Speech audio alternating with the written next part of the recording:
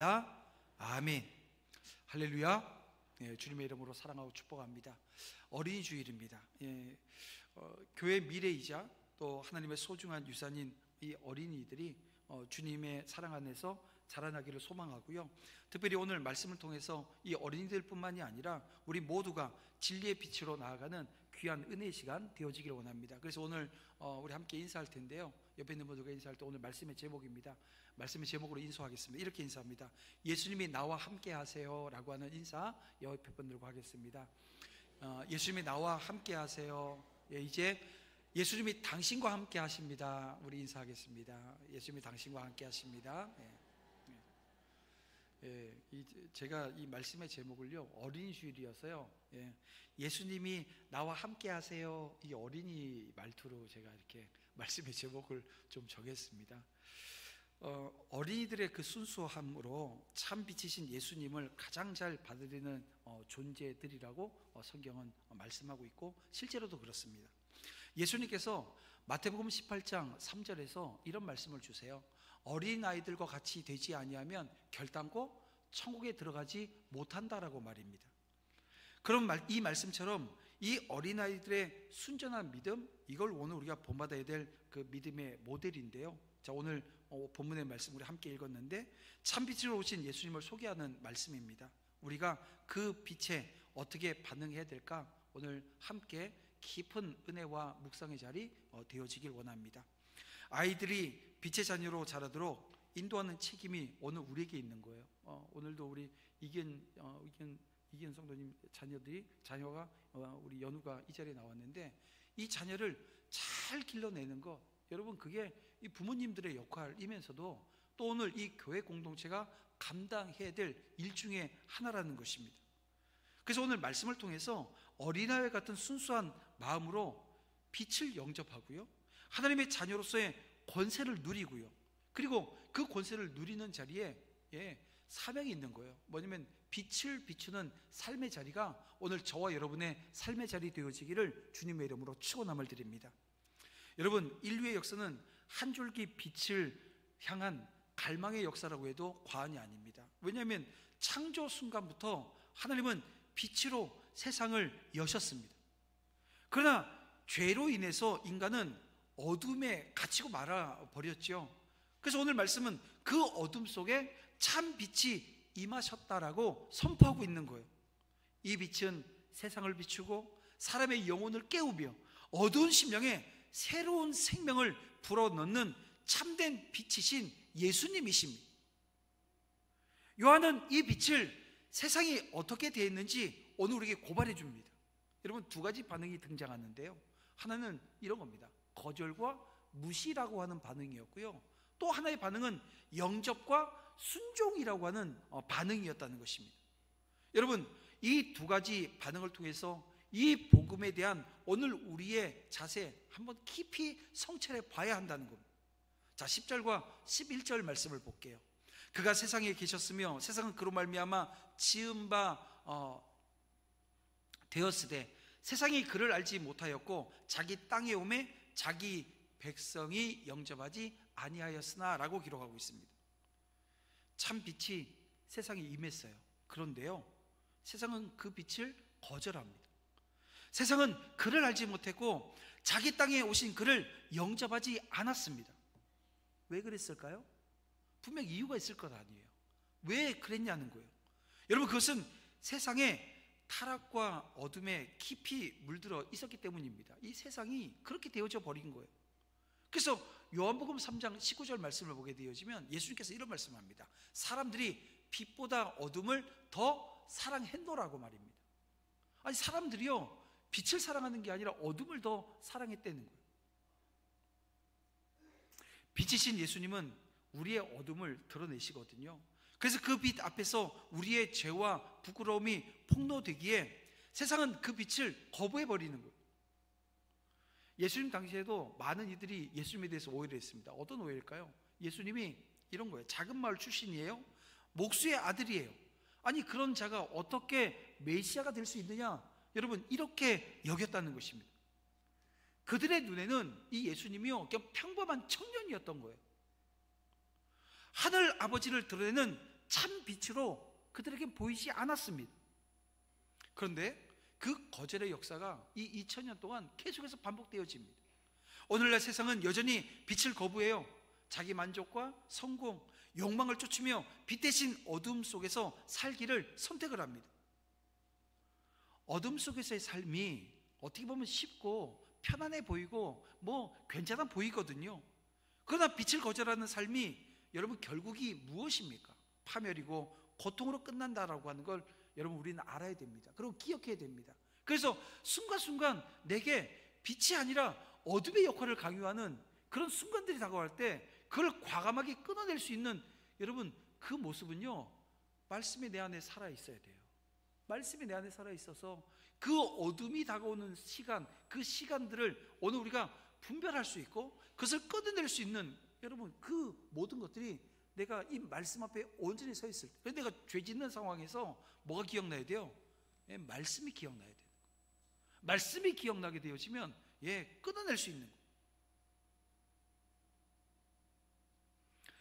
여러분 9절 보겠습니다. 9절 보면 참 빛 곧 세상에 와서 각 사람에게 비추는 빛이 있었나니라고 말씀하고 있어요.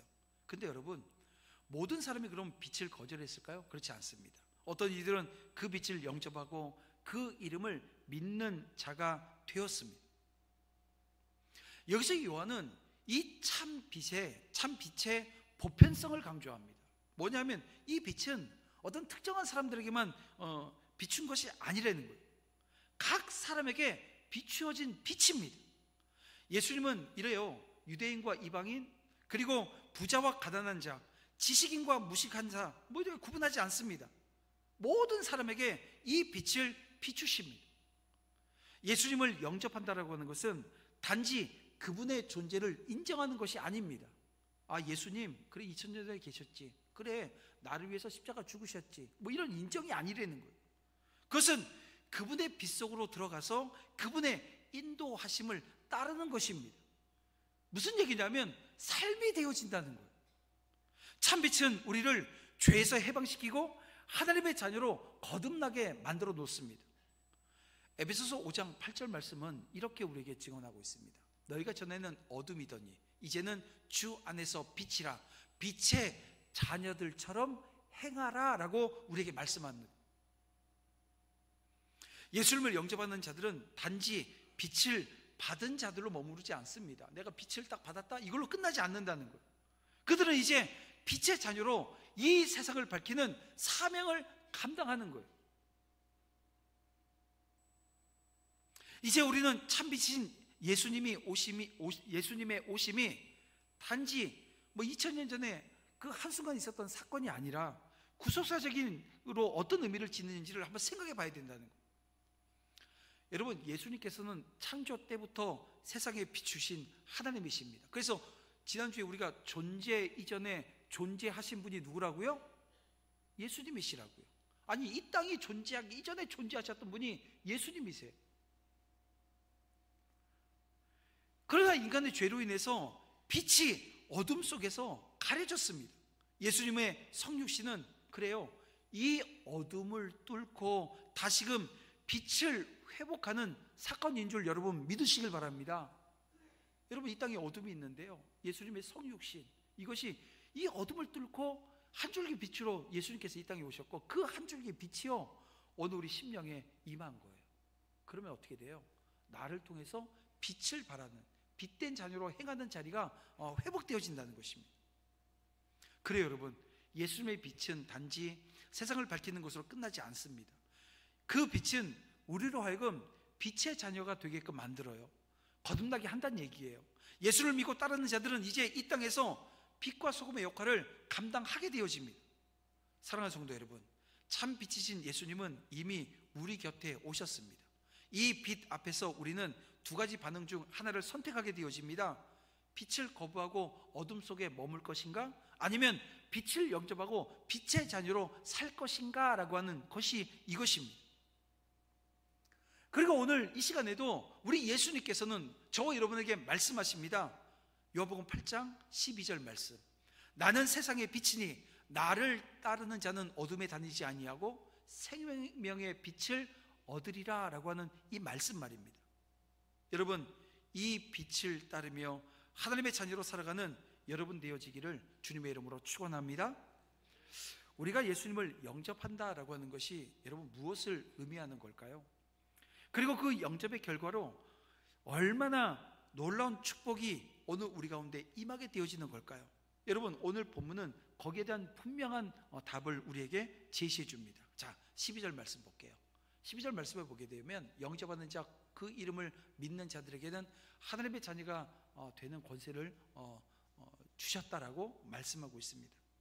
그래서 예수님을 영접한다는 게 이런 겁니다. 누군가 우리 집에 찾아오게 되면 우리는 뭐예요? 환영이라고 하는 걸 합니다. 웰컴하고 축복한다 얘기하고 잘 오셨다 얘기하고 식사는 하셨냐 얘기하고 먹을 걸 내놓고 음식을 내놓고 이런 과정들이 있잖아요. 여러분, 이렇게 환영하고 그 예수님을 인정하는 수준의 의미가 아닙니다. 여러분, 예수님을 영접한다라고 하는 그 의미는요, 그 예수님을 인격적으로 믿는 거예요. 그분의 말씀과 사역을 의지하는 겁니다.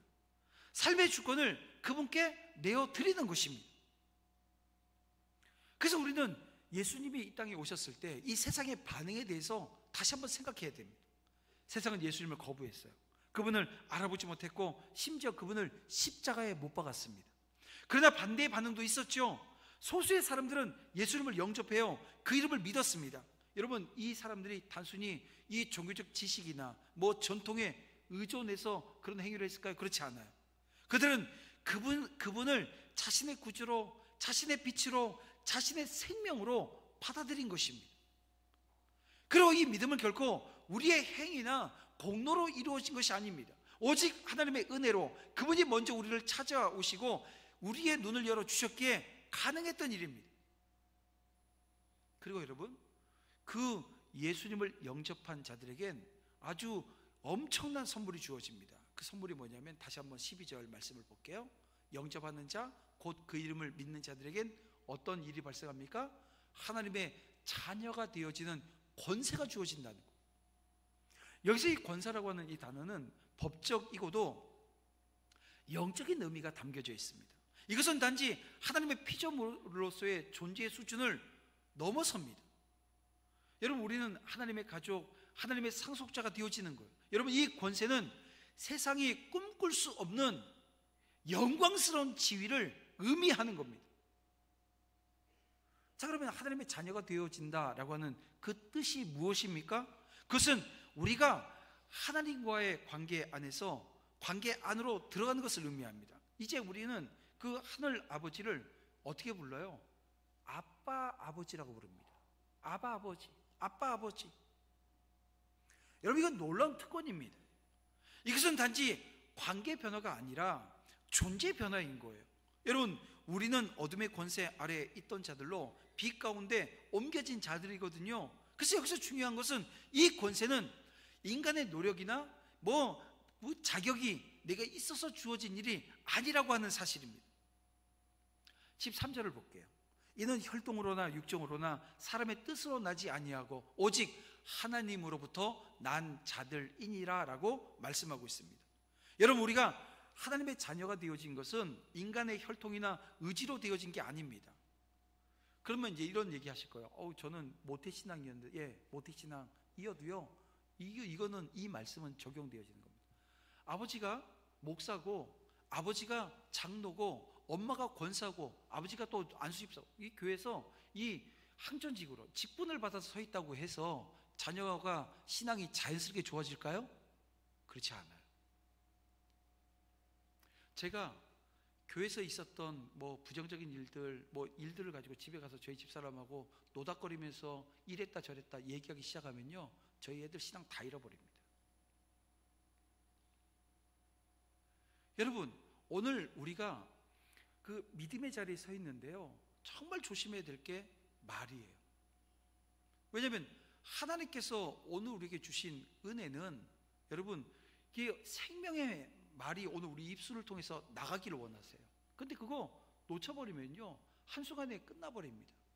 근데요, 그럼에도 불구하고 여러분, 하나님께서는 이게 오늘 우리에게 뭐라고 말씀하냐, 혈통으로나 육정으로나 사람의 뜻으로 나지 않았다라고 말씀합니다.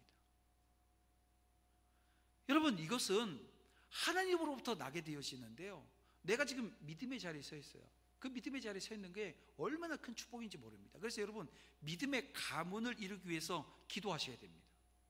여러분, 믿음의 가문을 이루는 게 쉬울 것 같아요? 어렵습니다. 저희도 저희 할머니께서 가장 먼저 예수를 믿고, 또 저희 목사님, 권사님, 장로님 다 그래요. 저희 집에는 평신도들이 그냥 직분이 없는 사람들이 없어요. 그랬는데 지금 보게 되어지면 저희가 그래서 한 6, 70명 되거든요.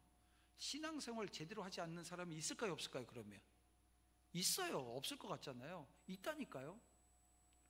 그래서 저도 저희 자녀들을 위해서 기도합니다. 뭐냐면, 이게 제가 목사라고 해서 자녀들이 신앙생활 잘하는 건 여기까지인 거예요. 언제까지냐면 이 20대 중반까지입니다. 제가 또 길게 잡은 거예요. 제가 세상적인 걸 아이들한테 강조하고 이야기하기 시작하게 되어지면요, 이것도 끝나버립니다.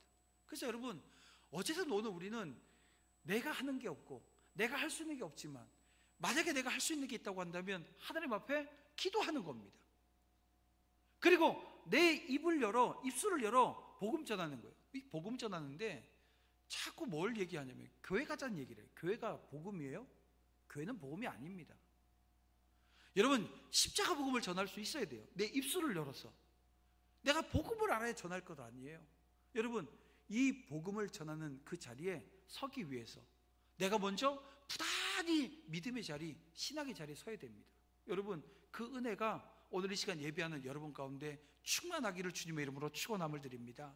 그래서 기도하셔야 되고 입술을 열어서 십자가 복음 전하세요. 다시 말씀드리지만 교회 가자, 교회에서 상처받았던 애한테 자꾸 교회 가자 그러면 가겠어요? 저희 묵고도요, 우리 개 키우잖아요, 강아지. 요 앞에 있는 그 건널목 중에요, 여러 개의 건널목이 있잖아요. 근데 동물병원 앞에 있는 건널목은 죽어도 안 건널려 그래요. 왜요? 거기 갔더니 주사를 놨거든요. 아파요. 절대 거기는 안 건널고 합니다. 아니, 내 아픔이 있는 자리에 누가 가려고 하겠어요? 여러분, 그래서 정말 오늘 우리가 정말 복음을 전하는 십자가 복음, 십자가 사랑을 전할 수 있는 은혜가 우리 가운데 있어야 되고요, 그러려면 지혜가 필요합니다. 하나님께 지혜를 구하는 우리 모두가 되어지기를 주님의 이름으로 축원함을 드립니다.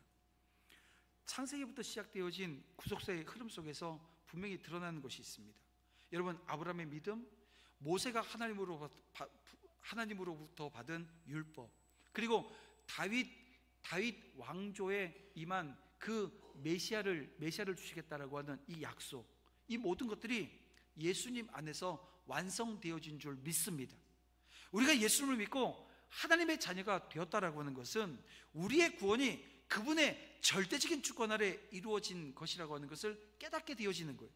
이 놀라운 사실은 우리를 겸손하게 하고 동시에 하나님의 사랑과 은혜에 대한 깊은 감사를 불러일으킵니다.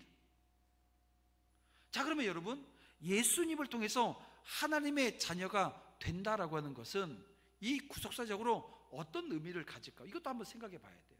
아니, 예수님으로 말미암아 내가 하나님의 자녀 되었다라고 하는 것이 구속사적인 관점에선 어떤 의미냐는 거예요. 여러분, 그것은 오늘 우리가 하나님의 형상을 어디서 잃어버렸나요? 에덴 동산에서 하나님이 주신 약속, 그 언약을 인간이 파괴함으로 말미암아 하나님의 형상 자체를 잃어버렸습니다. 그런데 예수님으로 말미암아 내가 하나님의 자녀가 되어진다? 여러분, 이 구속사적인 의미는요, 바로 이 하나님의 형상을 회복하는 거예요. 하나님의 자녀로서 오늘 우리의 정체성이 단지 관계적인 것이 아니라는 것입니다. 그것은 하나님 나라 상속자로서의 권세와 이 책임을 담고 있는 거예요. 이제 우리는 더 이상 어둠의 자녀가 아닙니다. 우리는 빛의 자녀로서 세상을 향해서 하나님 나라의 빛을 비추는 사명을 받은 자들이라는 거예요. 그래서 여러분, 예수님을 영접한다라고 하는 것이 단지 한순간의 결단이 아닙니다. 그것은 우리 삶의 모든 영역에서 주님을 주로 모시고 그분의 뜻에 순종하며 살아가는 거죠. 그래서 우리가 하나님의 자녀가 되었다라고 하는 것은 세상과 다른 삶을 살아내는 거예요.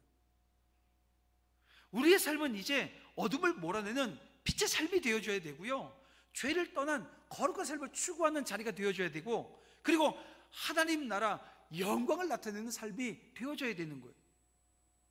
그래서 오늘 이 시간 저와 여러분, 하나님의 자녀로 부름받은 것에 대한 감사가 있기를 주님의 이름으로 축원함을 드립니다.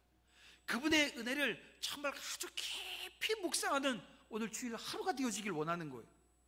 그리고 그 이름을 믿는 자들에게 주시는 그 놀라운 권세를 여러분 붙드시기를 주님의 이름으로 축복합니다.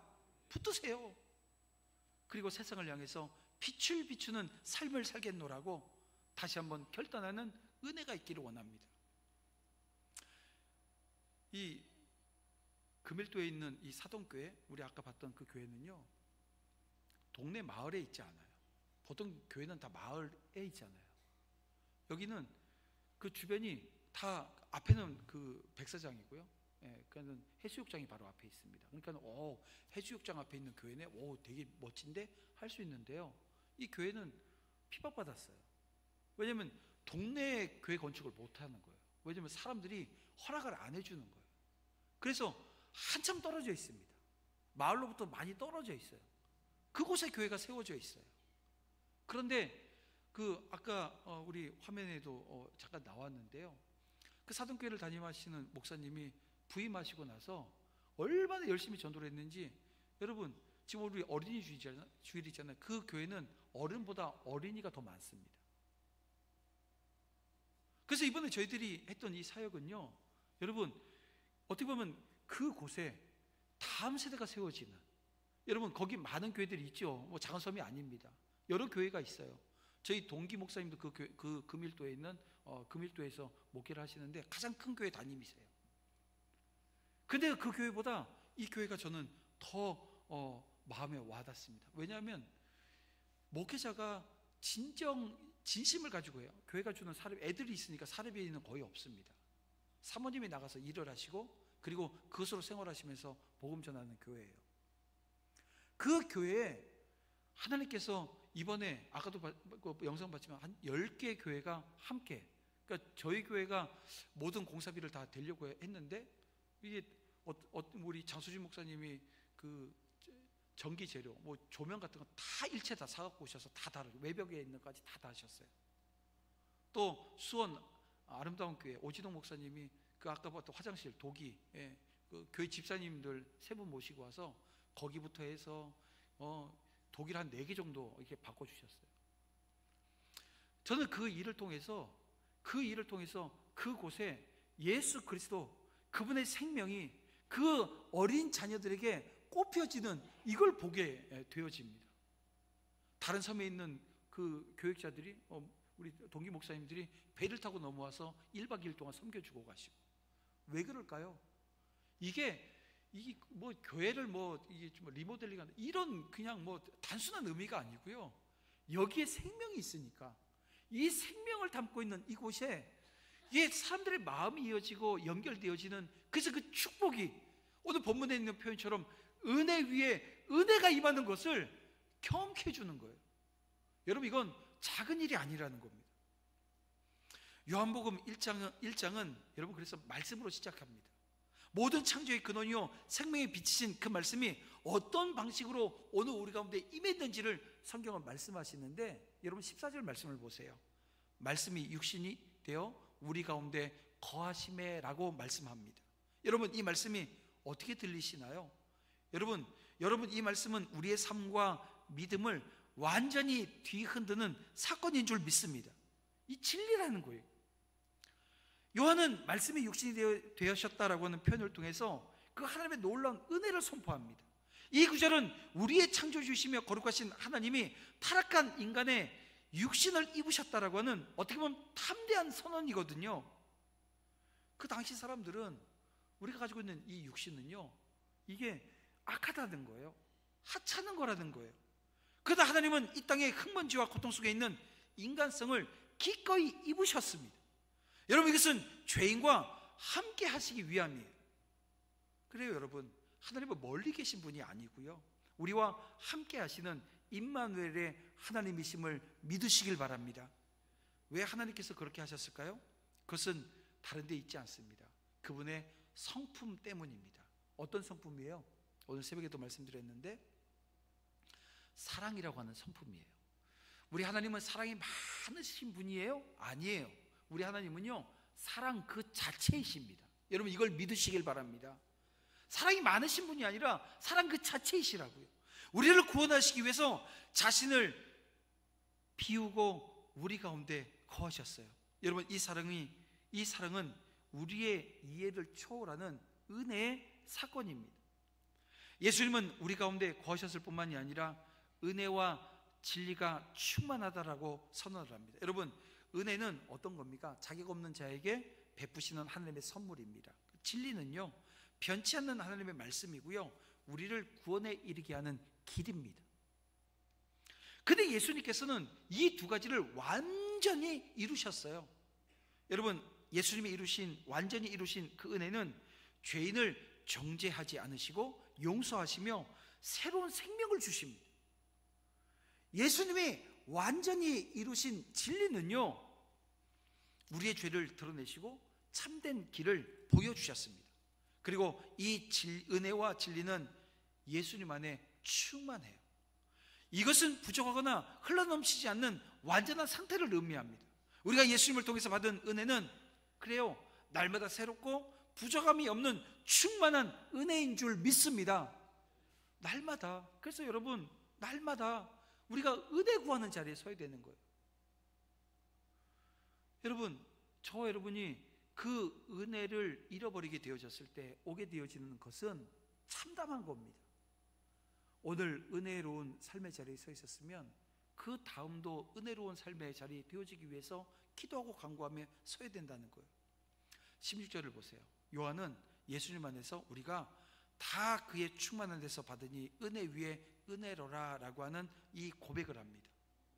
여러분 이 은혜는 그렇습니다. 단순히 한 번으로 끝나는 게 아니라는 거예요. 예수님 안에서 우리는 계속해서 새로운 은혜를 경험하게 되어집니다. 매일의 삶에서 부족함을 느낄 때 또다시 주어지는 은혜를 통해서 살아가요. 제가 병원 사역을 할 때 저번에도 한번 말씀드린 적이 있는데 그 기장 측 신대원을 다녔던 전도사였어요. 그런데 이게 정신질환을 으로 인해서 병원에 입원을 했습니다. 상당 기간 동안 입원을 하셨던 경력이 있는데 저하고 상담할 기회가 있었어요. 상담을 하는데 이런 얘기를 하는 거예요. 하나님의 은혜가 오늘 임했대요. 그 다음 날도 임했대요. 얼마나 큰 은혜가 임했는지 몰랐는데 큰 은혜가 임했다는 거예요. 그런데요, 한 달이 지나도 두 달이 지나도 세 달이 지나도 1년이 지나도 그 하나님의 은혜가 임하지 않더라는 거예요. 불안해지고 두려워지고 어떻게 할 바를 알지 못하는. 그래서 이게 세상 말로 미쳐버렸대는. 본인이 이런 얘기를 해요. 은혜에 대한 얘기를 하는 거예요. 그분과 상담을 한 10몇 회를 진행을 하는데 그 중에 몇 회를 한 분이 오셨습니다. 누가 왔냐면 그분과 함께 수학을 했던 목사님이 오신 거예요. 왜냐하면 그분이 지금 이번에 있는 분이 얼마나 대단한 분이 학교에서 모든 부분에서 다 뛰어난 분인데 어느 날 갑자기 사라지셨다는 거예요.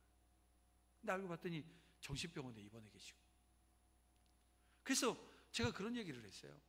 그분한테 은혜를 구하는데 은혜가 뭐냐? 은혜가 내 삶에 나타나는 뭐 어떤 기적적인 거냐? 예를 들면 내가 아픈데 여기 뭐 손가락이 아픈데 내가 기도했더니 이 손가락이 멀쩡해졌어요. 은혜예요, 아니에요? 은혜예요. 근데 그분은 뭘 바라봤냐면 그 현상을 계속 바라보기 시작했던 거예요.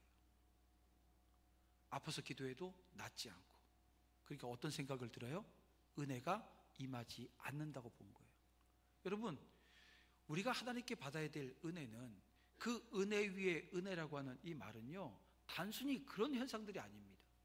그걸 바라보게 되어지고 그것을 붙잡게 되어지려고 하면 붙잡아져요? 붙잡아지지 않습니다. 하나님은 그 너머에서 오늘 우리에게 더 깊은 영적인 것을 말씀해 주시는 거예요. 그게 뭡니까?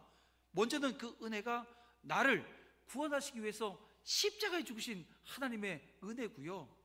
그 은혜를 통해서 내가 영원히 사망, 죽을 수밖에 없는 그 길을 가고 있었던 나를 어디로요? 생명의 길로 지옥을 향해서 가는 나를 천국 백성 삼아 주셨어요. 내 신분이 하나님의 자녀가 되어지는 놀라운 축복을 주셨어요. 이 은혜가 내 안에서 이게 온전히 드러나게 되어지면 여러분, 삶에 돈이 없어요? 뭐 건강을 잃어요? 여러분, 이것은 그렇게 중요한 게 아니라고 하는 것을 헤아리게 되어집니다. 물론 하나님께서 그 은혜 베푸실 때 그런 기적의 순간들을 우리에게 주실 때가 있습니다.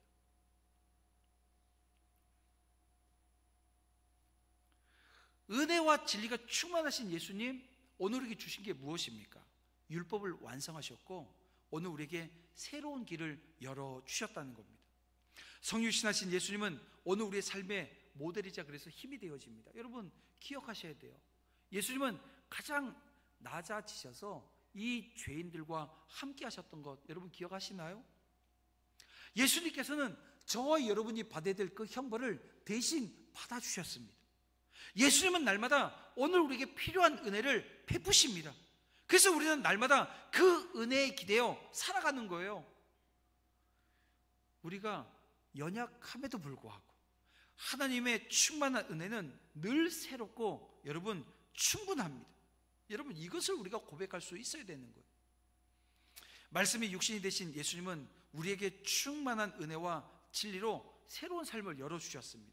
이제 우리는 예수님 안에서 날마다 새로운 은혜를 누리고 그분의 진리 안에서 살아가는 자들이 되어야 합니다. 우리의 연약함 내려놓으십시오. 여러분, 여러분의 연약함이 무엇입니까? 어떤 사람은 물질로 인해서 자신의 연약함을 고백하시는 분들이 계세요. 그거 내려놓으셔야 됩니다. 하나님의 충만한 은혜를 의지하시길 바랍니다. 나를 살리시고 나를 이 자리에 예배하게 하신 그 아버지 하나님의 은혜를 여러분 붙드셔야 된다는 거예요. 여러분, 오늘 우리가 영적인 그 세계를 바라보고 영적인 세계를 살지 못하면 여러분, 우리에게 이 빛의 사명 주셨는데요, 이 빛의 사명이 뭡니까? 영적인 재생산입니다. 여러분, 이 영적인 재생산이 어떻게 이루어지나요? 빛 대신 예수님이 우리 안에 있어서 내가 이제는 그 빛으로 행하는 자리가 있지 않으면 불가능한 거예요. 살아있다고 얘기한 내가 죽이는 자리에 서는 거예요. 여러분, 그 자리에 서지 마세요. 믿음에도요, 여러분, 이 주류라고 하는 게 있대요. 믿음의 주류. 믿음의 주류에 서셔야 됩니다. 그래서 언제나 말씀 앞에 긍정적이고 또 하나님 주시는 은혜로 내게 주어진 사명을 발견하면 그 사명 앞에 온전히 순종하며 서는 거예요. 세상 가운데 은혜와 진리의 빛을 비추는 삶을 살아나가는 저와 여러분 모두가 되어지기를 주님의 이름으로 축복합니다. 말씀을 정리해 보겠습니다. 여러분, 참 빛이신 예수님은 우리에게 오셔서 생명 주셨어요. 그 빛을 영접한 오늘 저와 여러분들은 어둠에 머물지 않습니다. 이제 하나님의 자녀로서 함께 연합해요. 그리고 세상을 향해서 그 빛을 비춥니다. 우리가 이 어린이 주일을 기념하면서 아이들에게 빛을 전수할 뿐만이 아니라 세상을 밝히는 선교적 사명을 감당하는 공동체로 거듭나기를 주님의 이름으로 바라는 것입니다. 너희는 세상의 빛이라. 이게 요한복음 5장 14절에 있는 말씀이거든요. 마태복음 5장 14절에 있는 말씀이거든요. 너희는 세상의 빛이라. 각자의 자리에서 내가 빛의 역할을 어떻게 감당할까? 이 소금의 역할을 어떻게 감당할까? 여러분, 그 감당해 나가는 모습을 통해서 하나님의 나라는 확장되어지는 겁니다. 지금 우리의 삶과 교회가 하나님의 빛으로 충만하기를 여러분 기도하시길 바랍니다. 이 빛을 나누는 사명 다하기 위해서 다 함께 결단하며 나아가십시다. 우리 주님의 이름으로 축복하고요, 도전하자는 얘기예요. 여러분, 그 은혜의 자리에 함께 서시겠습니까? 함께 서는 은혜가 우리 가운데 있게 되어지기를 주님의 이름으로 축복합니다. 이 시간 우리 함께